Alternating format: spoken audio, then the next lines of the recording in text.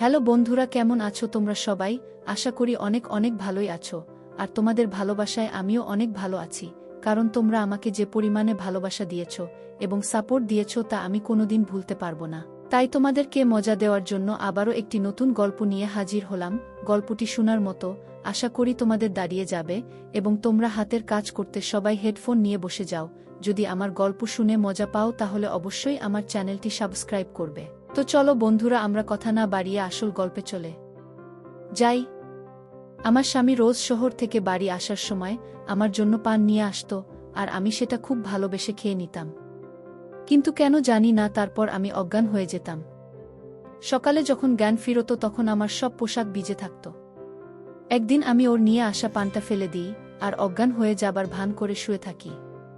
তারপরে আমার স্বামী আমার সাথে যা করে সেটা শুনলে আপনার শরীরের লোম শক্ত হয়ে যাবে। কারণ বিয়ের প্রথম রাতেই আমি হলুদ রঙের পোশাক পরে স্বামীর ঘরে যাই, যাতে আমার স্বামী আমার দিক থেকে চোখ ফেরাতে না পারে। আমি একটা গ্রামের মেয়ে। এই পোশাকটা আমাকে আমার এক বন্ধু দিয়েছে, যার শহরে বিয়ে হয়েছে। সে আমার স্বামীকে হাতে রাখার অনেক রকম কৌশল বলেছে। আমার স্বামী সবুজ ঘরে ঢুকে আমার পোশাকটা দেখে থমকে দাঁড়ায়। ও তো আমাকে গ্রামের একটা সাধারণ মেয়ে ভাবে। সবুজের সামনে পোশাকটা পরে থাকতে আমার অনেক লজ্জা পাচ্ছিল। কিন্তু এখন আমার স্বামী আর আমাকে ওর মন জয় করতেই হবে। আমার বিয়ে নিয়ে অনেক স্বপ্ন ছিল, আর আজকের রাতটার জন্য আমি বহুদিন ধরে অপেক্ষা করেছিলাম। যখন ঘনিষ্ঠ হবার সময় এগিয়ে আসছিল, আমার মনটা ধড়ফড় করতে থাকল। সবুজ আমার কাছে আসে আর আমার হাতটা ধরে বলে, তোমাকে অনেক সুন্দর দেখাচ্ছে। ওর এই একটা কথা আমার জীবনটা আরও রঙিন করে, আমার জীবনটা আরও রঙিন করে দেয়া।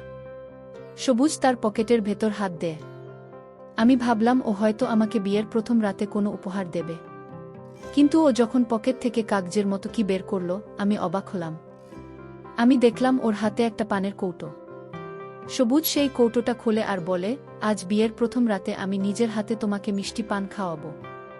সবুজের কথা শুনে আমার মুখে হাসি ফুটে ওঠে। ও বলে যে ও শুধু আমার জন্য শহর থেকে এই পান বানিয়ে এনেছে। ও ভালোবেসে ওই পানটা আমাকে খাওয়ায়, আর আমিও খুশি হয়ে পানটা খেয়ে নিই। পানটা খুব মিষ্টি ছিল। সবুজ আমার চোখে চোখ রেখে ভালোবাসার কথা বলতে থাকে, আর আমি নিজেও জানি না আমি কখন ঘুমিয়ে পড়ি। কিছুক্ষণ পরে আমি জ্ঞান হারিয়ে ফেলি। সকালে যখন আমার ঘুম ভাঙে তখন ঘড়িতে 10:30 বেজেছিল। আমার পোশাকটা সব ভিজে গেছিল। আমি ভাবতে থাকলাম যেই রাতের জন্যই আমি এতদিন ধরে অপেক্ষা করেছিলাম, সেই রাতে আমি কি করে ঘুমিয়ে পড়লাম। তারপর আমার সবুজের কথা মনে পড়ল। কে জানে ও কি মনে করল কিনা। আমার পোশাকটা ভিজল কি করে? সবুজ ঘরে ছিল না। আমি তাড়াতাড়ি করে পোশাকটা পরিবর্তন করে গোসল করে তৈরি হয়ে নিলাম। আমি যখন চুল আঁচড়াচ্ছিলাম তখন সবুজ ঘরে ঢোকে। কিন্তু তার মনটা অনেক খারাপ ছিল। সে কোনো কথা বলল না। আমি যখন ওর সাথে কথা বলার চেষ্টা করি ও অনেক রেগে যায়। এটা আমার কেমন একটা মনে হয়। আমি ঠিক করলাম আমি যেইভাবেই হোক ওর পোশাকগুলো নিয়ে আসব। ও ঘর থেকে চলে যাবার পরে আমার মাসি, যে এখন আমার শাশুড়ি, তিনি আমার ঘরে আসেন। আমার চোখে জল দেখে উনি জিজ্ঞেস করেন, কি হয়েছে বৌমা? আমি বললাম যে আমি সবুজকে রাগিয়ে দিয়েছি মা। মা বলে, আমি এক্ষুনি ওর সাথে কথা বলছি। কিন্তু আমি মাসির হাত ধরে তাকে অনুরোধ করি সে যেন সবুজকে কিছু না বলে, না হলে ও আরও রেগে যাবে। আমার কথা শুনে মাসি চুপ করে যায় আর বলে, ছোট ছোট ব্যাপারে অভিমান করো না। কয়েকটা দিন সবুজের সাথে থাকলে তুমি ওর স্বভাবটা খুব ভালো করে বুঝতে পারবে। আমি মাসির কথা শুনে মনে একটু সাহস পাই। মা বাবার আদরের মেয়ে হবায় আমি মাসিরও অনেক আদরের। আমার ছোটবেলা ছিল, আমার অনেক আগে থেকেই ইচ্ছে ছিল আমার বিয়ে যেন মাসির ছেলে সবুজের সাথেই হয়। আমার যখন 14.5 বছর বয়স হয় তখন মাসি আমার সাথে দেখা করতে আসে আর আমাকে মিষ্টি মুখ করায়। আমি খুব খুশি ছিলাম, কারণ মাসি আমাকে খুব ভালোবাসত। তাই মা বাবাও এই বিয়েতে আপত্তি করেনি। সবুজ শহরে একটা ভালো চাকুরি করে। সে সকাল বেলা কাজে বেরিয়ে যেত আর রাতে বাড়িতে ফেরে। ছেলের রোজগারের টাকা দিয়ে মাসি গ্রামে একটা বড় বাড়ি তৈরি করে। আমার আর সবুজের অনেক বছর দেখা হয়নি, কারণ ও বেশিরভাগ সময় শহরে থাকত। যখন বাড়ি আসতো তখন থাকত। যখন বাড়ি আসতো আমাদের গ্রামে আসার ও সময় পেত না। আমাদের বিয়ে ঠিক হবার পরেও ও আমার সাথে দেখা করতে আমার গ্রামে আসেনি। এটা নিয়ে মামার মনে অনেক প্রশ্ন জাগে। একদিন যখন মাসি আমাদের সাথে দেখা করতে আমাদের গ্রামে আসে, তখন আমি তাকে কথায় কথায় জিজ্ঞেস করি যে সবুজ কেন আমাদের গ্রামে আসে না। মায়ের কানে যখন এই কথাটা যায় তখন মা আমাকে একটা মার দেই আর বলে, তোর লজ্জা করে না নিজের হবু স্বামীকে নিয়ে এসব প্রশ্ন করতে? মাসি মুচকি হেসে বলে, কেন আসবে না? ওর যখন সময় হবে ও নিশ্চয়ই আসবে। ওর শরীরে এখন শহরের হাওয়া বয়েছে। আজকাল অনেক কম কথা বলে। ও আর আগের মতো নেই, খুব গম্ভীর হয়ে গেছে। মাসির কথা শুনে মা বলে, যখন ছেলেদের উপর সংসারের দায়িত্ব এসে পড়ে তখন তারা এরকম গম্ভীর হয়ে যায়। আমার মেয়ের এখনও বুদ্ধিশুদ্ধি হয়নি, যা মনে আসে তাই জিজ্ঞেস করে বসে। মা রেগে আমার দিকে তাকায় আর আমি ওখান থেকে উঠে নিজের ঘরে চলে আসি। মাসি চলে যাওয়ার পর মা আমাকে অনেক বকা দেয়, মা কত অনেক কথা শোনায়। মা কত কি না বলল, কিন্তু আমার কোনো কথাই কানে এলো না। কারণ আমি তখন নিজের খেয়ালে মগ্ন ছিলাম। আমি এই ভেবে খুশি ছিলাম যে আমার হবু স্বামী একজন শহরের লোক। শহরে গিয়ে থাকা আমার অনেক দিনের ইচ্ছে। মাসি বিয়ের জোগাড় যন্ত্র করার জন্য 10 মাসের মতো সময় চেয়ে নেয়। আর এই 10 মাস আমি শুধু স্বপ্ন দেখতে থাকি। তখন কি আর আমি জানতাম যে একদিন আমার সব স্বপ্ন ভেঙে চুরমার হয়ে যাবে। সবুজের সাথে আমার বিয়ের সব রীতিনীতি মেনে অনেক ধুমধাম করে হয়। বিয়ের পর আমি মায়ের থেকে বিদায় নিয়ে সবুজের সাথে মাসির বিদায় নিয়ে গ্রামে চলে আসি। মাসি আমাকে পেয়ে অনেক খুশি ছিল। কিন্তু বিয়ের প্রথম রাতে ঘুমিয়ে পড়ার জন্য সবুজ আমার উপর অনেক রেগে গেছিল। সে সারাদিন আমার সাথে কথা বলেনি। আমি সারাদিন ওর পেছন পেছন ঘুরতে থাকি, কিন্তু ও আমার দিকে ফিরেও তাকায় না। সবুজ ছাদে গিয়ে বসে রইল, আর তাই গ্রামের মেয়েদের ছাদে যাওয়া বারণ। তাই আমি ওর পেছন পেছন ছাদে যেতে পারিনি। ও রাতের বেলা ঘরে আসে, তখন আমি কেঁদে কেঁদে চোখ বট করে ফেলেছি। ও আমার পাশে এসে বসে আর বলে, আমাকে ক্ষমা করে দাও, আমার মাকে ক্ষমা করে দাও। মাথা গরম হয়ে গেছিল। কাল আমি তোমার কাছে বসেছিলাম আর তুমি এমন করে ঘুমালে যে তোমাকে আমি কতবার ডাকলাম কিন্তু তুমি উঠলে না। তাই আমি রেগে গেছিলাম। আমি জানতাম যে দোষটা আমারই, তাই আমি সবুজের কাছে ক্ষমা চেয়ে নিলাম। আর ওকে কথা দিলাম এরপর থেকে এমনটা আর কোনোদিন হবে না। খুশি হয়ে আমার লম্বা চুলের প্রশংসা করতে থাকে। আমি ভাবি সবুজ সারাদিন এত রেগেছিল, আর এখন হঠাৎ ওর আচরণ এমন পরিবর্তন হয়ে গেল কি করে। আবার মিষ্টি পান বের করে। ও আজ আবার পান বের করে আমাকে খাওয়ায় আর বলে, পান খেলে তোমার ঠোঁটটা লাল হয়ে যায়, তোমার সুন্দর ঠোঁটটা আরও সুন্দর হয়ে ওঠে। এমন মিষ্টি করে ও কথাটা বলে যে আমি লজ্জায় লাল হয়ে যাই। সবুজ আমার হাতটা ধরে কিছু একটা বলছিল, কিন্তু আমি কিছুই বুঝতে পারছিলাম না। কিছুক্ষণ পরে আমি এই পৃথিবী থেকে অনেক দূরে চলে যাই। আমার যখন জ্ঞান ফিরে আসে তখন আমি দেখি দুপুর 12টা বেজেছে। আমি তাড়াতাড়ি উঠে বসলাম। আমার মনে হলো সবুজ নিশ্চয়ই আজ আবার অনেক রেগে গেছে। কিন্তু আমি এটা কিছুতেই বুঝতে পারছি না যে রাতে আমার এত গভীর ঘুম কি করে আসছে। আমার পোশাকটা সব ভিজে গেছিল। আমার শীত করছিল। আমি গোসল করে যখন ঘরের বাইরে গেলাম তখন দেখি সবুজ আমার মাসিকে বলছে, তুমি এ কেমন মেয়ের সাথে আমার বিয়ে দিয়েছ? এর তো ঘুম থেকে ওঠার কোনো সময় ঠিক নেই। এর সাথে আমি সারা জীবন কি করে পার করব? এটাও জানে না যে গ্রামের মেয়েদের সকাল বেলা উঠে বাড়ির কাজকর্ম করতে হয়। তুমি 7 সকালে উঠে বাড়ির সব কাজ করছো আর উনি মহারানীর মতন ঘুমোচ্ছেন। এরকম চলতে থাকলে আমি আর বেশি দিন তোমার ভাইয়ের মেয়েকে এই বাড়িতে রাখব না। এসব কথা শুনে আমি একটু অবাক হয়ে যাই। আমির ভাবিনি যে আমার স্বামী এতটা কঠিন হতে পারে। আমার আর দাঁড়িয়ে এর পরের কথাগুলো শোনার মতন সাহস হলো না। আমি রান্নাঘরে চলে গেলাম। মাসি সত্যি সকাল থেকে উঠে অনেক কাজ করেছে। রান্নাঘরটা সব পরিষ্কার ছিল, আর দুপুরের খাবারটাও বানানো হয়ে গেছিল। আমি সবুজের সাথে সাথে মাসির চোখেও খারাপ হয়ে যাচ্ছি। আমার নিজের উপর অনেক রাগ হয়। কে জানে আমার কি হয়েছে। আমি সব ঘর ঘুরে দেখি বাড়ির সব কাজ শেষ হয়ে গেছে। তাই হয়তো সবুজ আজ একটু বেশি রেগে গেছে। সবুজ ছাদে চলে যায়, কারণ সে জানতো আমি তার পেছন পেছন ছাদে যেতে পারবো না। আমি সারাদিন অনেক কান্নাকাটি করি। যেই সুখের জন্য আমি 1 বছর ধরে অপেক্ষা করেছি আজ আমি সেটা পেয়েছি, কিন্তু নিজের দোষে সেটাকে হারাচ্ছি। না আমি সবুজের কাছাকাছি আসতে পেরেছি, না ওর মন জয় করতে পেরেছি। আজ ওর কথা শুনে আমি ভালো করেই বুঝতে পেরেছি যে আমি আর বুঝাতে পেরেছি যে কোনো ভুল করলে ও আমাকে বাড়ি থেকে বের করে দেবে।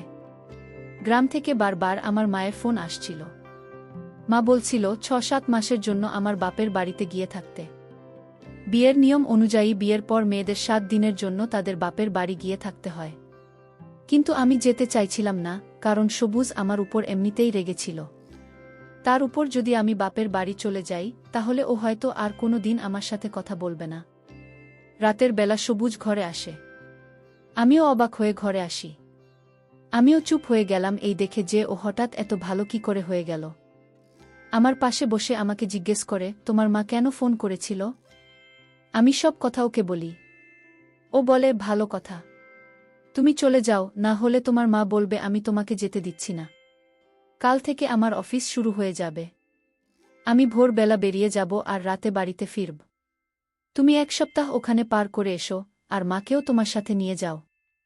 আমার সবুজের থেকে দূরে থাকতে ইচ্ছে করছিল না, কিন্তু আমার সাহস হচ্ছিল না ওকে না বলার। তাই আমি রাজি হয়ে গেলাম। ও আবার মিষ্টি পান বের করে আমার মুখে ঢুকিয়ে দেয়া আর বলে, তুমি এটা আস্তে আস্তে খাও, কোনো তাড়া নেই। এটা শহর থেকে আনা খুব ভালো পান, এটা খেলে তোমার ঠোঁটটা লাল হয়ে যাবে আর তোমাকে খুব সুন্দর দেখাবে। সবুজের এরকম পরিবর্তন আমাকে অবাক করে দেয়। ও বাইরে যতটা কঠিন, ভেতরে ততটাই নরম। ও ভালোবাসতে জানে, আর ওর রাগ হওয়াটাই স্বাভাবিক। আমার ভুলের জন্যই ও রেগে যায়। সবুজ বলে, আমি মাকে বলে এসেছি যে তুমি কাল তোমার গ্রামে যাবে। ততক্ষণ তুমি আমার জন্য গ্রামে যাবে। ততক্ষণ অপেক্ষা করো। সবুজের কথা শুনে আমি একটু হাসলাম। মনে মনে ঠিক করলাম আজ আমি কিছুতেই ঘুমোব না। এখানে বসে ওর জন্য অপেক্ষা করব। মায়ের কাছে যাওয়ার আগে আমি আমাদের মধ্যে সব দূরত্ব মিটিয়ে নিতে চাই। আমি তাড়াতাড়ি আমার পোশাকটা পরে নিলাম। আয়নাতে আমার ছবি দেখে আমি অবাক হলাম, ঠিক বলেছিল, আমার ঠোঁটটা সব লাল হয়ে গেছে। আমি বিছানায় বসে সবুজের জন্য অপেক্ষা করতে থাকলাম। কিন্তু সবুজের ফিরে আসার আগেই আমি ঘুমিয়ে পড়লাম। সকাল 10টায় যখন আমি চোখ খুললাম, তখন সবুজ কাজে বেরিয়ে গেছে।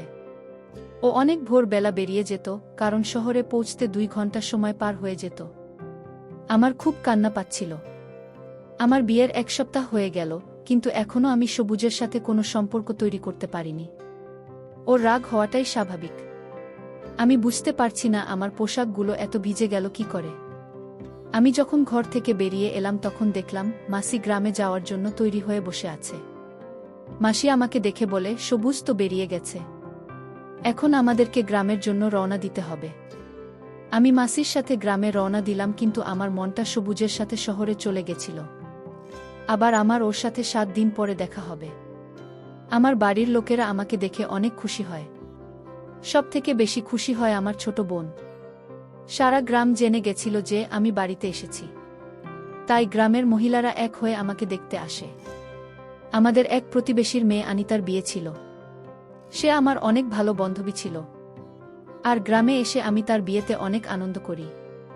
গ্রামে এসে আমি তার বিয়েতে যাওয়ার সুযোগ পেয়ে যাই। গ্রামে অনেক আনন্দ হচ্ছিল, কিন্তু আমার মনটা খারাপ ছিল। আমার সবুজের কথা বারবার মনে পড়ছিল। একটা অদ্ভুত ব্যাপার হলো, যবে থেকে আমি মায়ের কাছে এসেছি তবে থেকে আমার একেবারে ঘুম আসছে না। আর সবুজের বাড়িতে আমার রোজ রাতে ঘুম চলে আসত। আমি জেগে থাকার অনেক চেষ্টা করতাম, কিন্তু পারতাম না। হয়তো আমার সবুজের জন্য মন খারাপ হচ্ছে, তাই আমি এখানে ঘুমোতে পারছি না।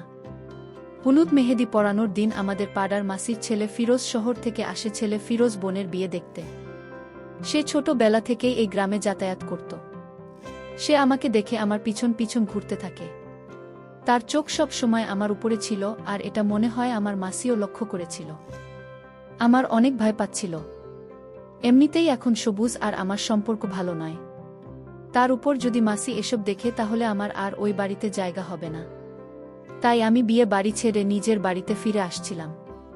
কিন্তু ফিরোজ আমার পিছু নেয় আর রাস্তায় আমাকে থামিয়ে বলে সে আমাকে ভালোবাসে। আমি যদি চাই তাহলে সে আমার বাড়িতে বিয়ের প্রস্তাব পাঠাবে। আমি রেগে গিয়ে তাকে বলি, আমার বিয়ে হয়ে গেছে। এরপর থেকে সে যেন এরকম কথা আর না বলে। আমার কথা শুনে ফিরোজ বলে, শহরে আমার অনেক বড় বাড়ি আছে, গাড়ি আছে। আমি তোমাকে অনেক সুখে রাখব। তুমি তোমার স্বামীকে ছেড়ে দিয়ে আমার সাথে চলো। আমি তোমাকে অনেক দিন ধরে ভালোবাসি। আমি কি আর জানতাম যে তোমার 16 বছর বয়সেই বিয়ে হয়ে যাবে। আমি তাকে বলি সে আজ যা বলেছে আমি শুনেছি, কিন্তু এরপর যেন সে এইরকম কথা মুখে না আনে, কারণ আমি আমার স্বামীকে অনেক ভালোবাসি। আর তার একটা ভুলের জন্য আমার বদনাম হয়ে যেতে পারে। ফিরোজ তখন ফিরে যায়, কিন্তু আমার পক্ষে আনিতার বিয়েতে থাকা মুশকিল হয়ে পড়েছিল। ফিরোজ অনেক জেদ ধরেছিল। লুকিয়ে লুকিয়ে তার ফোনে আমার ছবি তুলছিল। যেমন তেমন ভাবে একটা সপ্তাহ কাটিয়ে আমি মাসির সাথে আমার শ্বশুরবাড়ি ফিরে আসি। সবুজ মনে হয় আজ তাড়াতাড়ি কাজ থেকে ফিরে এসেছে। আমরা দুপুরে বাড়িতে গিয়ে পৌঁছই, তখন সবুজ বাড়িতেই ছিল। সবুজকে দেখে আমি অনেক খুশি হই। আমি নিজের জিনিসপত্র রাখতে নিজের ঘরে যাই, আর সবুজ তার মায়ের সাথে কথা বলতে তার ঘরে যায়। আমিও ভাবলাম কিছুক্ষণ মাসি আর সবুজের সাথে বসে গল্প করে আসি, তারপর বাড়ির কাজকর্ম করব। তাই আমি ঘরে জিনিসপত্র রেখে মাসির ঘরের দিকে যাই। মাসির ঘরের বাইরে থেকে তার কথা শুনে আমার হাত পা ঠান্ডা হয়ে যায়। আমি ভাবতেও পারিনি যে আমার ঘর ভাঙার লোক আর কেউ নয়, আমার নিজের মাসি। মাসি সবুজকে বলছিল, আমি তোকে বলে গেছিলাম আমি ফিরে আসার আগে ছাড়াছাড়ির কাগজপত্র তৈরি করে রাখতে, কিন্তু তোর কোনো খেয়াল নেই। বন্ধুরা, ভিডিওর মাঝখানে একটা কথা বলতে হলো। বন্ধুরা, গল্পটি ভালো হলে আমার চ্যানেলটি সাবস্ক্রাইব করবেন, আমি তোমাদের সর্বদা হাসি খুশি রাখার জন্য খুব কষ্ট করে ভিডিওগুলো বানাই। তাই তোমাদের কাছে অনুরোধ থাকবে, অবশ্যই ভিডিওটি দেখে একটি লাইক করবেন এবং আমার চ্যানেলটি সাবস্ক্রাইব করে পাশে থাকবেন। তো আমি নিজের চোখে দেখেছি তোর বউ কত ভুল কাজ করে, কিন্তু তুই দেখেও না দেখার ভান করিস। সবুজ বলে, মা, আমার পক্ষে ওকে ছেড়ে দেওয়া সম্ভব নয়। ও আমার স্ত্রী, আর আমি ওকে অনেক ভালোবাসি। ও হাজারটা ভুল করলেও আমি ওকে আমার জীবন থেকে মুছে ফেলতে পারব না। সবুজ আমাকে ভালোবাসার কথা বলতে থাকে, আর মাসি আমার নিন্দা করতে ব্যস্ত হয়ে পড়ে। আমি বুঝতে পারছিলাম না এসব কি হচ্ছে। মাসি আমাকে কত ভালোবেসে এই বাড়ির বউ করে এনেছে, সে কেন আমার ছাড়াছাড়ি করাতে চাইবে? আর সবুজ, যাকে আমার অনেক কঠিন মনে হয়েছিল, সে বলছে সে আমাকে ভালোবাসে, আর আমার হয়ে তার মায়ের সাথে ঝগড়া করছে। আমার মনটা অনেক অস্থির হয়ে ওঠে। রাতে যখন সবুজ আমার ঘরে আসে তখন আমার পান খেতে একদম ইচ্ছে করছিল না। আমি পানটা ওর হাত থেকে নিয়ে নিলাম। যখন মাসি ওকে কিছু কাজের জন্য ডাকে, আমি তখন ঘরের বাইরে বেরিয়ে যাই। আমি পানটা একটা কোণায় লুকিয়ে ফেলি। আমার তখনও ঘুম পায়নি, তাই আমি চুপ করে চোখ বন্ধ করে শুয়ে পড়ি। যখন সবুজ ঘরে আসে তখন আমি যা সব দেখলাম তা আমার কাছে অবিশ্বাস্য। সবুজ একটা কলসির জল আমার শরীরে ঢেলে দেয়, কিন্তু জাল আমার শরীরে পড়ছে, আমি চোখ খুললাম না।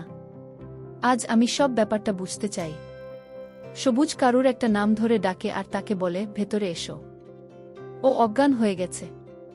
তারপরে একটা সুন্দর দেখতে মেয়ে আমার ঘরে ঢোকে আর এসে আমার খাটে সবুজের পাশে বসে। তারপরে ওরা দুইজনে খুব ঘনিষ্ঠ হতে শুরু করে। আমি আর মেনে নিতে পারছিলাম না। আমার শরীরটা ভিজে গেছিল আর আমি ঠান্ডায় কাঁপছিলাম। আমি উঠে বসলাম। আমাকে উঠে বসতে দেখে দুইজনে ভয় ভয় চোখে আমার দিকে তাকায়। আমি সবুজের দিকে তাকাই। তখন আমার এত রাগ হচ্ছিল যে আমার প্রাণ থেকে সব ভয় দূর হয়ে গেছিল। আমি সবুজকে বলি, আমাকে সত্যি কথা বলো, এই মেয়েটাকে আর পানি কি এমন মেশানো থাকতো যার জন্য আমি অজ্ঞান হয়ে যেতাম? তুমি কেন করলে এটা আমার সাথে? আমাকে কেন ঠকালে? আমি একের পর এক প্রশ্ন করতে থাকি। আমার মধ্যে দিয়ে একটা ঝড় বয়ে যায়। সবুজ মাথা নিচু করে বলে, এই মেয়েটা আমার স্ত্রী। তোমাকে বিয়ে করার 2 দিন আগে আমি ওকে বিয়ে করে এই গ্রামে নিয়ে এসেছি। আমি কখনো তোমাকে বিয়ে করতে চাইনি, কিন্তু আমার মা জোর করে তোমার সাথে আমার বিয়ে ঠিক করে। কথাটা শুনে আমার মাথায় আকাশ ভেঙে পড়ে। সবুজ বলে, তোমার সাথে বিয়ে আটকাতে আমি 2 দিন আগে শরীফাকে বিয়ে করে আনি, যাতে মা বাধ্য হয় তোমার সাথে আমার বিয়ে ভেঙে দেই। কিন্তু মা আমার কথা শোনে না। মা আমার উপর অনেক বল দেয়া আর বলে শরীফাকে ছেড়ে দিয়ে দিতে। সবুজ শরীফাকে ছাদের ঘরে রেখে দেয়, কারণ সে জানত গ্রামের মেয়েরা ছাদে যায় না। তাই সে জানত আমি কখনো ছাদে যাব না। ও ইচ্ছে করে পানে ঘুমের ওষুধ মিশিয়ে দিত যাতে আমি ঘুমিয়ে পড়ি, আর ও আমারই ঘরে শরীফার সাথে সময় কাটাতে পারে। শরীফা শহরে নাটক করত, তাই মায়ের মনে হতো ওর আচরণ, তাই মা বারবার আমাকে বলতো ওকে ছেড়ে দিতে। কিন্তু শরীফা আমার প্রথম আর শেষ ভালোবাসা। মা আমাকে নিজে এই পৃথিবী থেকে চলে যাওয়ার ভয় দেখিয়েছিল, তাই আমি তোমাকে বিয়ে করতে রাজি হয়েছিলাম। তখন আমি বুঝতে পেরেছিলাম যে সবুজ শরীফাকে ছাড়া থাকতে পারবে না। ও আমাকে সব সত্যি কথা বলে দেয়। সব শুনে আমার বলার মতন কিছুই ছিল না। আমি বুঝতে পারি যে সেই দিন দুপুরে মাসি সবুজ আর শরীফার ছাড়াছাড়ির কথা বলছিল, যার আমি অন্য মনে করেছিলাম। আমার এই অবস্থার জন্য সবুজ একা দায়ী নয়, আমার মাসিও দায়ী। মাসি সব জানত যে তার ছেলে অন্য কাউকে ভালোবাসে আর তাকে সে বিয়েও করে ফেলেছে। তারপরেও সে তার সাথে আমার বিয়ে দেয়। কিন্তু আমি এই কথা শোনার পরে একটা লোকের সাথে সারা জীবন পার করতে পারবো না যে অন্য কাউকে ভালোবাসে, আর যার জন্য সে আমাকে ঘুমের ওষুধ খাওয়াতে পিছপা হয় না। আমি আমার জিনিসপত্র গুছিয়ে নিলাম আর জিনিসপত্র গুছিয়ে নিয়ে মাসিকে সালাম করে নিজের গ্রামের দিকে রওনা দিলাম। মাসি আমাকে অনেক আটকানোর চেষ্টা করে। মাসি বলে যে সবুজ শরীফাকে ছেড়ে দেবে আর পুরোপুরিভাবে তোমার হয়ে যাবে সবুজ। কিন্তু আমি এমন একটা মানুষের সাথে থাকতে পারবো না যে আমাকে ভালোবাসা দিতে পারবে না। আমি মা বাবাকে বলে সবুজের থেকে ছাড়াছাড়ি নিয়ে নিলাম। আমার মা বাবা আমাকে অনেক ভালোবাসে, তারা কখনোই চায় না আমি এমন একটা লোকের সাথে সংসার করি। পাড়ার মাসির থেকে ফিরোজ খবর পায় যে আমার বিয়ে ভেঙে গেছে, তাই সে বিয়ের প্রস্তাব নিয়ে তার বাড়ির লোকেদের আমার বাড়িতে পাঠায়। কিন্তু আমি তাদেরকে বলে দিই আমি এখন বিয়ে করতে চাই না, আমি এখন আরও পড়াশোনা করতে চাই আর নিজের পায়ে দাঁড়াতে চাই। সব বৈবাহিক সম্পর্ক যে সফল হবে তার কোনো মানে নেই, কিন্তু কারুর বিয়ে অসফল হওয়া মানে এই নয় যে সেই মানুষটাও অসফল হবে। আমার বিয়ে ভেঙে যাওয়ার পর আমি জীবনে সফলতা পাই, পড়াশোনা করে ভালো রেজাল্ট করি আর জেলায় আমার গ্রামের মুখ উজ্জ্বল করি। আমি আমার সব বোনেদের আর মেয়েদের বলছি, তারা যদি বৈবাহিক জীবনে সফলতা অর্জন করতে না পারি তাহলে সেটা ভুলে গিয়ে তাদের অন্য রাস্তা বেছে নেওয়া উচিত। এমন একটা রাস্তা বেছে নেওয়া উচিত যেখানে তারা সফলতা পাবে। তো বন্ধুরা, আজকে এই পর্যন্তই। ভিডিওটি দেখার জন্য অনেক অনেক ধন্যবাদ। যদি আমাদের গল্পটা আপনাদের ভালো মনে হয়ে থাকে তাহলে আমাদের চ্যানেলটি সাবস্ক্রাইব করবে। ধন্যবাদ।